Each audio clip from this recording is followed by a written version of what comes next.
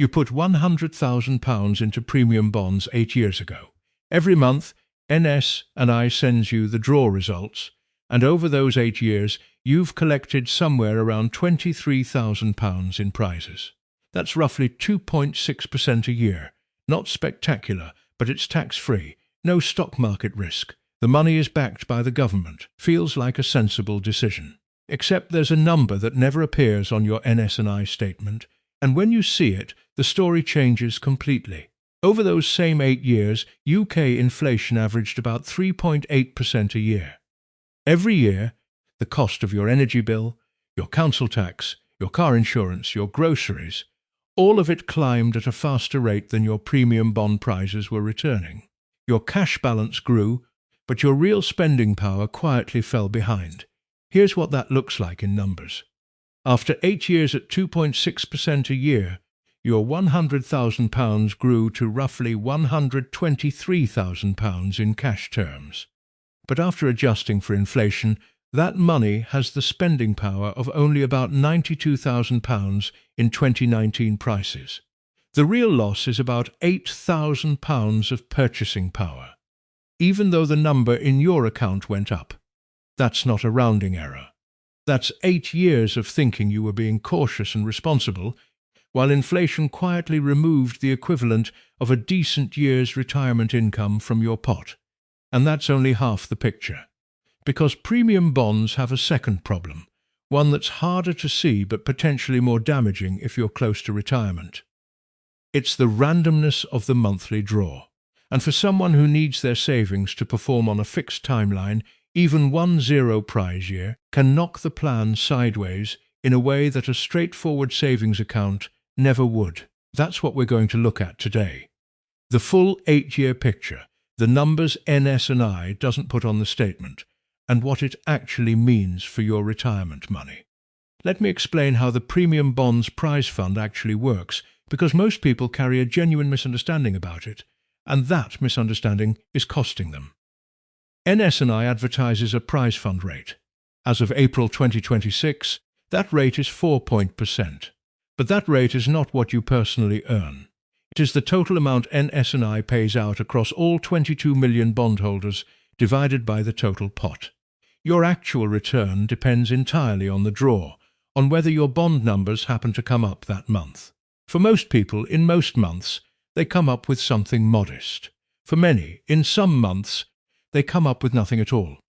Over the 8 years from 2019 to 2026, that prize fund rate averaged roughly 2.6% a year. The rate was very low in the early years, as low as 1% in 2020, and only climbed back significantly after 2022. So if you held £100,000 over that whole period and received the average, your cash grew to around £123,000. On paper, that feels like a meaningful gain. Now add inflation back in. UK CPI inflation over those same 8 years averaged about 3.8% a year. That means the general price level rose by roughly 34% over the period. In spending power terms, your £123,000 today is worth only about £92,000 compared to what £100,000 could buy in 2019. The real loss is roughly £8,000 of purchasing power, and that number doesn't appear anywhere on your NS&I account page. If you're a retiree or near retiree relying on this pot of money to supplement your pension, inflation is not a background statistic. It is a silent reduction in what you can actually afford to buy each month. Take David and Sarah. Both aged 60, they each maxed out their premium bonds at £50,000 back in 2019. They thought they were being sensible, the money was safe, the prizes were tax-free, and they weren't taking any market risk. That sounded right. Most of the guidance they'd come across said exactly the same thing, but their real returns were negative from the start. In the early years, the prize fund rate sat below 1.5%. Inflation in 2021 was already climbing. By 2022, it had hit levels not seen since the 1980s. David and Sarah's prize winnings were nowhere near keeping pace, and the real value of their savings was falling every quarter without them realizing it. By mid-2026, David's £50,000 had grown to roughly £61,400 in cash terms. But in 2019 spending power, that £61,400 was worth around £45,500. He had lost about £4,500 of real value, despite never touching the account and never taking any investment risk whatsoever. That's the trap. Not that premium bonds are dishonest, but that they appear safe while silently underperforming inflation in the background. And inflation is only half of the problem. The other half is the randomness of the draw, and that's where the behavioural side of this really bites. Let's look at what happened to David in the very first year he held his bonds. After watching this play out with dozens of people in their 50s and 60s, I've come to think about premium bonds through two separate lenses. And unless you apply both, you'll either overtrust them or dismiss them entirely. The first lens is what I call the hidden math. It means always calculating your real return after inflation, not just your nominal one. When you do that, premium bonds over the past 8 years have been a losing proposition for most holders, not because the product is broken, but because holding a below-inflation asset for long enough quietly works against you. Your statement says you've grown your money. Your spending power says otherwise. The second lens is the behavioural paradox. Premium bonds are marketed on safety and the chance of a big prize. But the randomness of the monthly draw means your return in any given year is genuinely variable. And for someone in their late 50s or 60s managing a fixed retirement budget, that variability carries a cost that most people never factor in. I used to think premium bonds were a no-brainer for the tax-free element. I held £30,000 in them for several years. Then I sat down and ran the numbers properly, adjusting for inflation and comparing them to what a straightforward cash ISA was offering at the same time. What I found was that I had been losing real purchasing power every year, quietly, without it showing up anywhere on any statement. I changed my approach completely after that. Here is the part most people don't want to hear. With a holding of £50,000, the odds that you win nothing at all in a given month are about 9 in 100. That sounds low. But it means roughly 1 in every 11 months you earn nothing on that part of your savings. Over a year, at least one zero prize month is almost a certainty for most £50,000 holders. That's not a financial disaster on its own, but it is real variability. For a smaller holding, say £5,000, the picture is sharper still. The probability of winning nothing across all 12 draws in a full year is roughly 1 in 18. That's about 5.7%. For a retiree with a tight income plan and a fixed timeline before they need this money, a year with no prizes from their savings is a real income shortfall, not just a disappointment.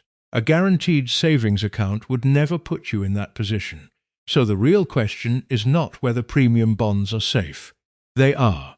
Your capital is guaranteed by the government, and you can withdraw it at any time. The question is whether they are doing the right job for your retirement plan. And to answer that properly, we need to look at the long-term picture. What holding premium bonds has actually cost people across a full decade, and what else was available during that same period. There is a piece of research from Fidelity that I think every premium bondholder should sit with before making any decisions. It's not complicated, and it doesn't require any specialist knowledge.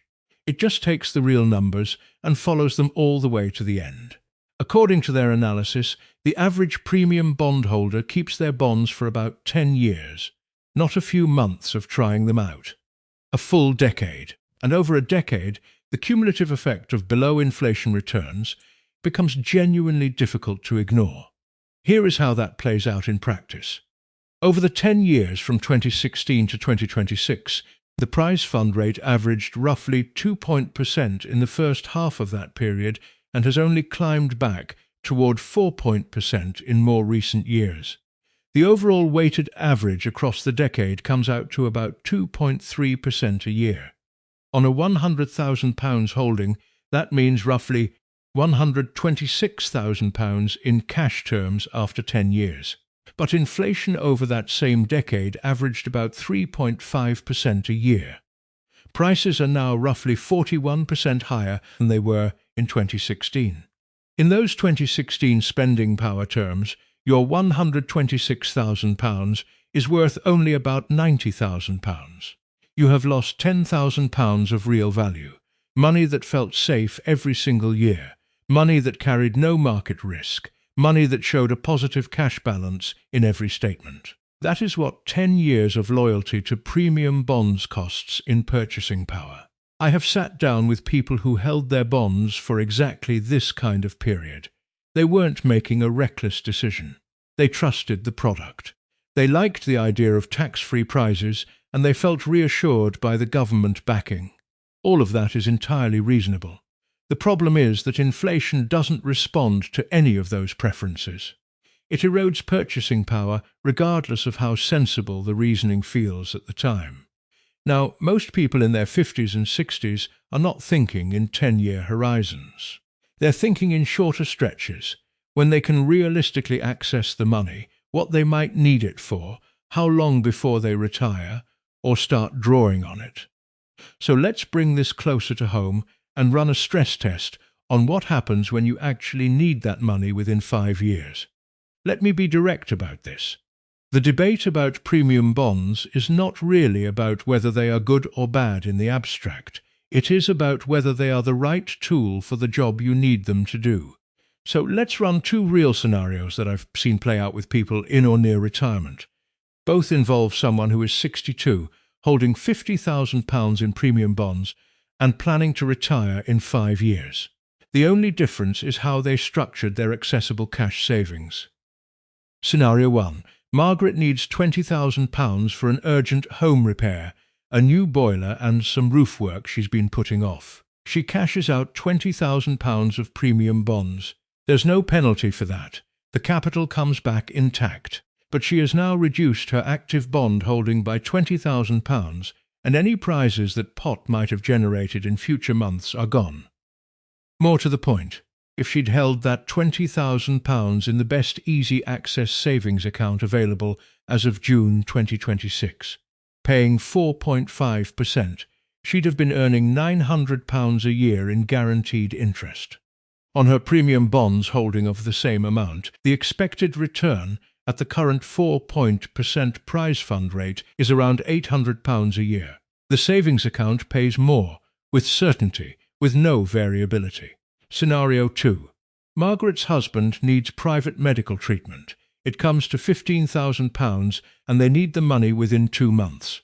If all their accessible cash sits in premium bonds, withdrawing is straightforward, but if the previous year happened to be a lean one for prize draws, they've already absorbed a below-expected return, and now they're also reducing their future prize eligibility at the same time. The prepared version of this couple had a different structure. They kept £30,000 in premium bonds and held £20,000 in an easy-access cash ISA, earning 4.3%. The guaranteed interest covered small emergencies without any difficult decisions. The premium bonds handled the rest, and they still had a meaningful chance at a larger prize each month. They didn't need to make emotionally loaded choices about which savings to break during a stressful period. The point isn't that premium bonds are dangerous in a financial emergency. They're not. You can get your money out. The point is that when all of your accessible retirement cash sits in a product with variable, unpredictable returns, every unexpected cost becomes a slightly more uncomfortable decision. And at 62, you have fewer years to make up even a modest shortfall. So the question worth asking now is whether premium bonds are doing the right job for your particular situation. And that depends on 3 things we can actually pin down. The decision about premium bonds is genuinely personal. It depends on your income tax rate, how much you're holding, and when you realistically need the money. So rather than a blanket recommendation either way, here is a 3-step framework that lets you work out what makes sense for your own circumstances. Step 1 is your tax bracket. If you are a basic rate taxpayer paying 20% income tax, your personal savings allowance is £1,000 per year.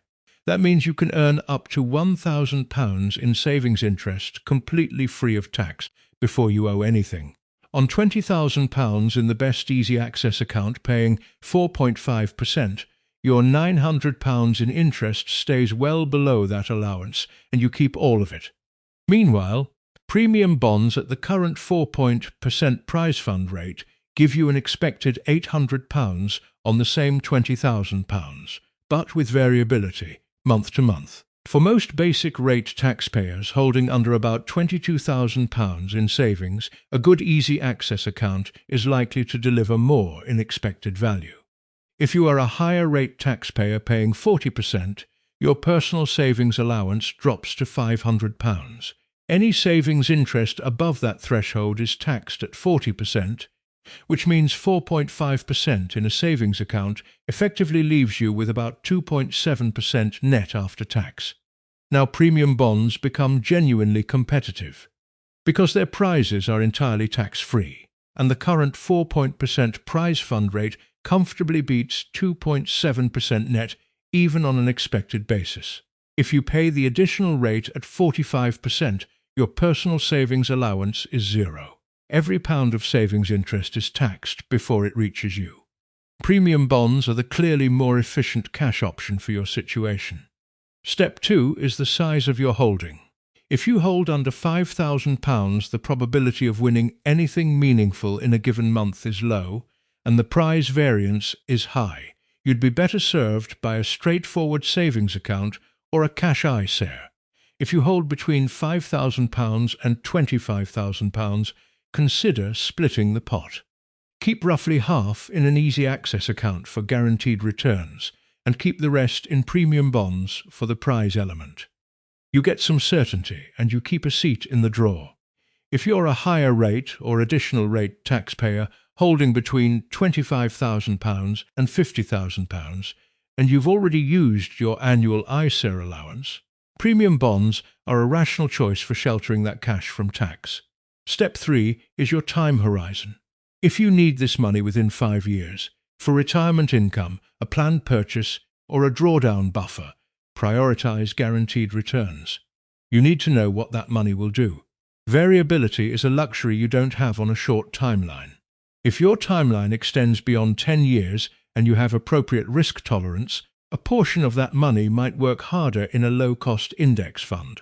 But that's a separate conversation about investment risk, not a comparison between premium bonds and a savings account. Here is how this plays out in practice. Take Sarah from our case study. She's a basic rate taxpayer with £50,000 in premium bonds. If she moved £20,000 of that into a 4.5% easy access account, she'd earn £900 a year guaranteed on that portion, more than the expected return from premium bonds on the same amount. She keeps £30,000 in bonds for the prize element, still with a meaningful monthly draw. She doesn't need to exit premium bonds entirely.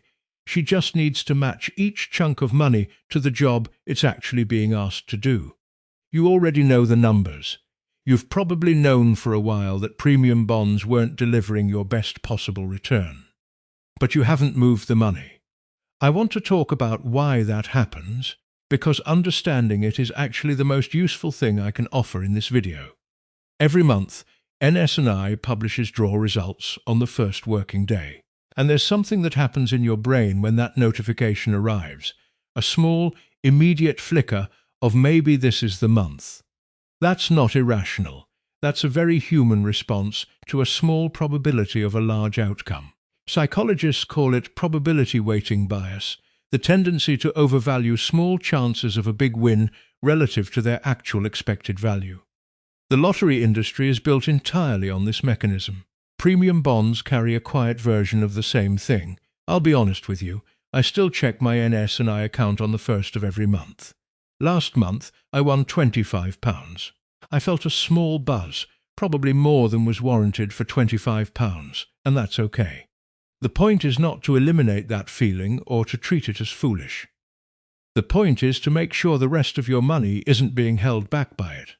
There's also something called the sunk cost effect.